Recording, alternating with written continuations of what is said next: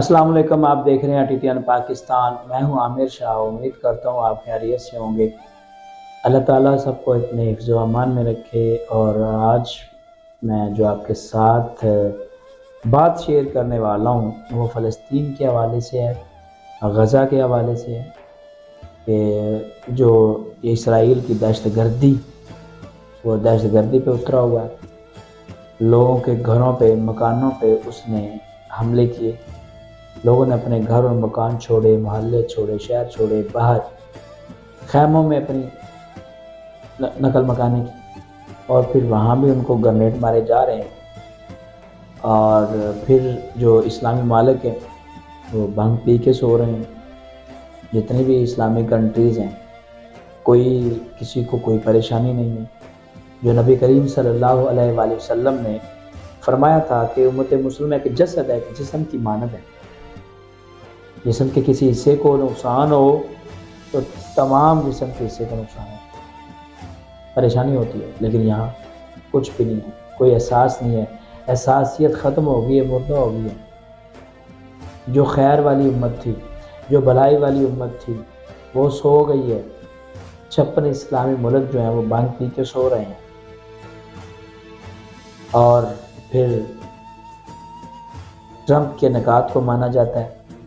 پھر جب تحریک لبیک کے امیر حضرت سعد حسین رضوی حافظ اللہ تعالیٰ اب اعلان کرتے ہیں کہ ہم 10 اکتوبر کو فیض آباد کا جو امریکن ایمبیسی ہے وہاں تک ہم مارچ کریں گے اور دھرنا دیں گے، پھر نکات کو واپس لیا جاتا ہے اور پھر تھریڈ کیا جاتا ہے، اور پھر سیاسی بیان دیے جاتے ہیں۔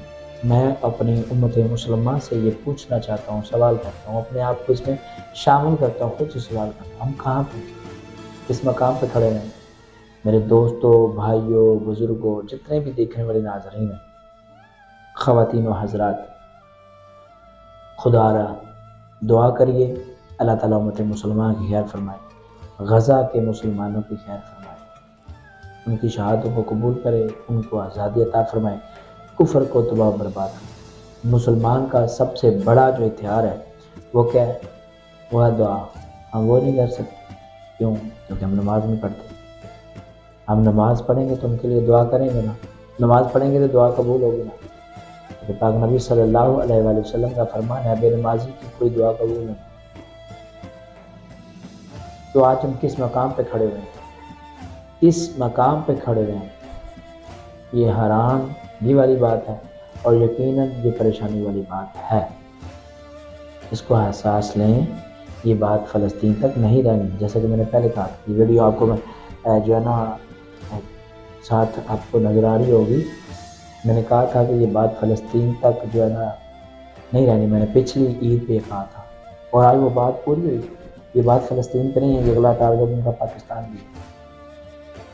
اس طرح سے وہ پاکستان کو ڈرانے بہکانے کی کوشش کر رہے ہیں، کبھی انڈیا سے سیلاب کے ذریعے سے، کبھی ہندوستان سے جنگ کا جھڑکے کروانے سے مصروف رکھا ہوا ہے، اور طرح طرح کے چیزوں میں ہمیں مصروف کیا جا رہا ہے کہ فلسطین کا نام لیں، غزہ کے مسلمانوں کو گناہ بنائیں۔ بس میں آخری میں یہ کہنا چاہوں گا، آج لے ان کی پناہ، آج مدد مانگو ان سے، کل نہ مانے گے قیامت میں اگر مان گیا۔ قیامت میں کہیں گے شاہ کاش مان جاتے۔ ان مسلمان بھائیوں نے ہمارے گریبان پکڑے، ہم کیا کریں؟ کیا منہ دکھائیں گے؟